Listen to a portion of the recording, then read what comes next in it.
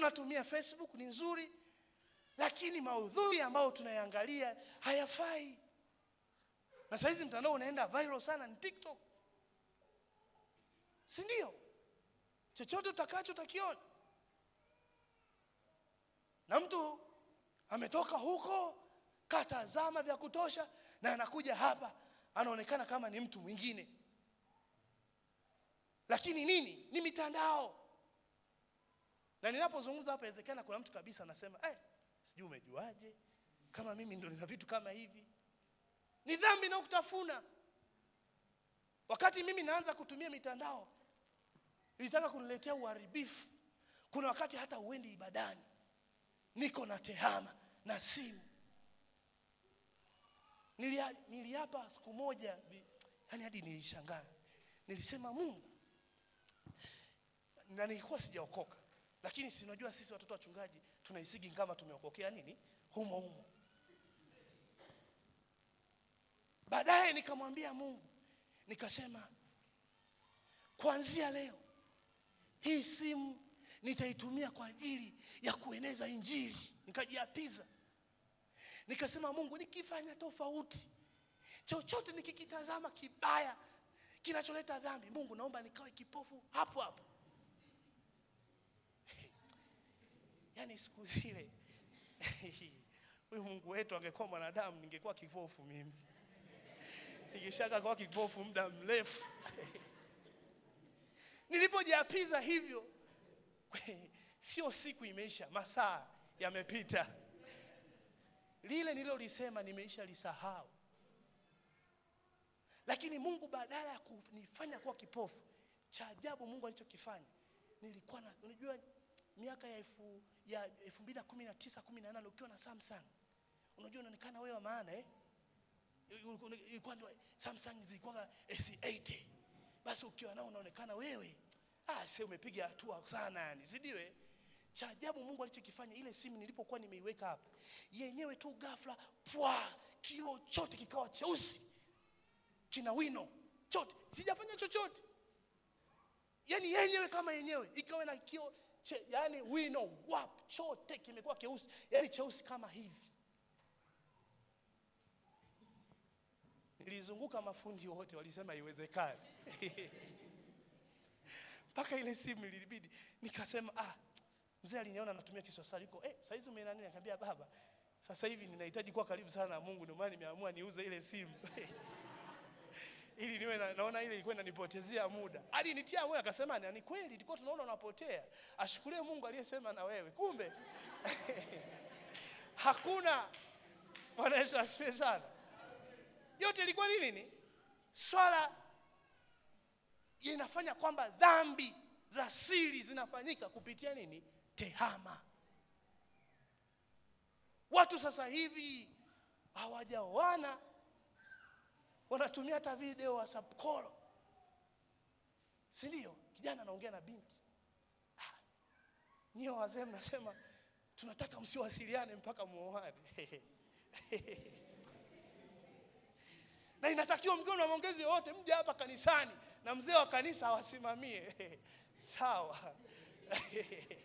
Lakini watu kupitia tehama kila siku wanaonana ana kwa ana. Si ndio? Kwa nini? Kuna dhambi zinazofanyika kupitia tehama. Na ninaposema hivi inawezekana kabisa huko ni miongoni.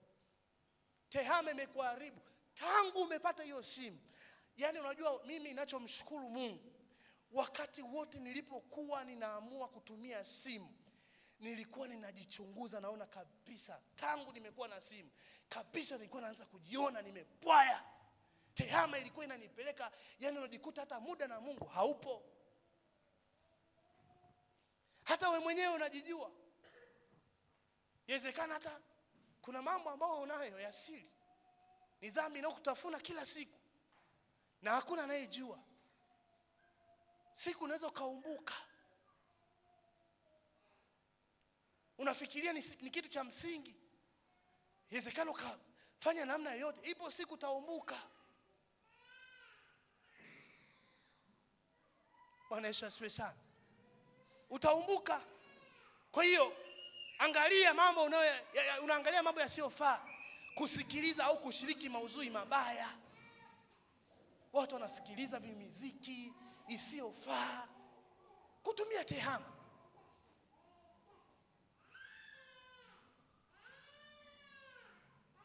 Lakini jambo lingine, kupoteza pia muda, nadhani nimeshaisema. Mawazo machafu na tamaa. Mawazo machafu, Biblia inasema moyo mbaya, si ndio? Maana katika moyo mbaya kunatoka mawazo ni mabaya. Yaani kile, kumbuka, unachokijaza ndicho kinachotoka. Unachokijaza ndicho kinachofanyaje? Kinachotoka. Mawazo machafu na tamaa, tehama, unayapata huko, si ndio? Yapo, yamejaa mawazo machafu. Alafu niwaambieni kitu kimoja, kitu ambacho shetani sasa, na sisi tuliomwamini Yesu Kristo tuwe na macho zaidi na kutumia akili sana juu ya hii mitandao. Sasa hivi kila mtandao ambao uko umejoin, wakati mwingine unaweza kawa unasema nimeingia YouTube, ngoja nifungue Calvary, wako live sasa hivi, si ndio? Kabla ya Calvary kufunguka, linakuja lidada liko limekaa, si ndio? Si ndio? Unapohangaika maki usubirie mpaka kile kitangazo kiishe, mpaka kiishe, umeshaliona lile nini, lidada liko uchi. Sasa kile kitu, ule ni mpango kamili kabisa wa shetani kuwavuruga watu wanaomwamini Mungu. Kitendo cha kuona ile, wewe kama ndo kwa mara ya kwanza unasema jamani, dunia imeisha. Wewe jamani, na unaweza kukwambia kuona zaidi, endelea hapa, si ndio? Unaweza kusema ngoja nione kwa nini dunia iko namna hii. Unaona hivi shetani I say shetani amefika mbali sana.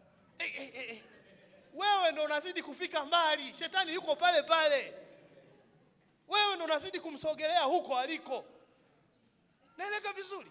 Sio kila mitandao, sio kila application zinafaa. Mfano Phoenix, wengi kwenye kila simu unaikuta kuna app, hata ungekuwa simu mpya unaikuta app ya Phoenix, hasa kwa simu hizi ambazo Android, Phoenix nini, unaikuta Phoenix, si ndio? Phoenix ile, kila chochote kifungua lazima akuletee kwanza maudhui machafu, ndipo kile unachokihitaji kifunguke. Naeleka vizuri? Kwa hiyo kuna mitandao inakubidi wakati mwingine ikatae. Kuna application zingine usiwe nazo, kataa. Sio lazima. Unaweza ukawa huna hiyo habari, lakini ukashangaa tu imekuja tu, haieleki likotoka, limekuja. Lakini ashukuriwe Mungu. Waswahili wanasema kwamba huwezi kumzuia ndege kutua kwenye mti, si ndio? Si ndio? Lakini una uwezo kumzuia kutenga nini? Kiota. Kujenga nini? Kiota. Kuona izaka kaona. Lakini kumbuka, namna yako ya maisha ya kiroho ulionao na nguvu ya Mungu inakufanya lile wazo lisiendelee kuwepo, linafutika hapo hapo. Kikosa nguvu ya Mungu, kiota kinajengeka. Naeleka vizuri? Unakuja hapo kanisani, umeshatoka kuliona lile, unaanza kuona wote wanawake waliopo hapa, unaanza kuwaona kama wako uchi. Unaanza kumtathmini, unasema huyu anasema wewe, mbona unanicheka? Mbona unacheka tu mwenyewe? Unasema hamna tu, nimefurahi. Kumbe yeye anakuona upo uchi. Anafurahi tu, anasema kumbe naye ndio hali hivyo. Kwa nini? Ni tehama imewaharibu watu. Bwana Yesu asifiwe sana. Lakini kulinganisha maisha, hiyo inatokea, watu wanalinganisha maisha. Wivu, kujiona duni. Jamani, sisi tuliomwamini Yesu sio duni. Watu kwenye mitandao jamani wanaigiza sana. Kwenye mtandao huwezi kumkuta mtu amepiga picha yuko na mitope, yupo inawezekana ni fundi kujenga na matope. Huwezi kumkuta amepiga hiyo picha akaiweka mtandaoni. Huwezi kumkuta mtu yeye huwa anafyatuaga tofali, basi amerekodi ka clip yuko kukimbiza frame za tofali. Huwezi. Kila mtu namkuta yuko smart. Naeleka vizuri? Naeleka vizuri? Amepigia mandhari nzuri.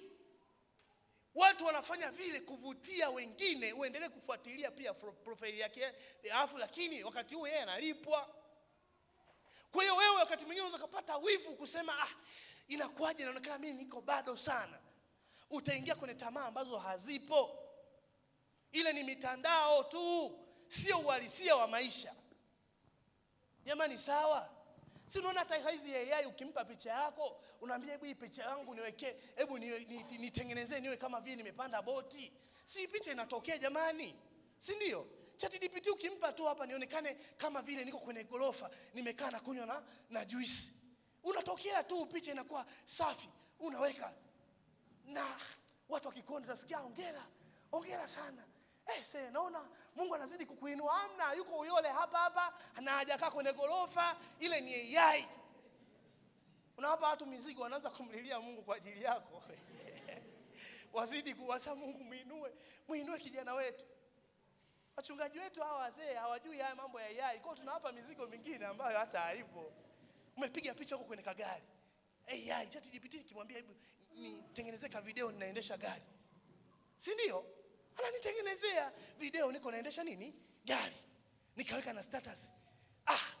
Basi asiyejua anabaki kububujika kumshukuru Mungu kwa ajili yao. Kumbe hakuna lolote. Ndio kwanza hata baskeli hauna.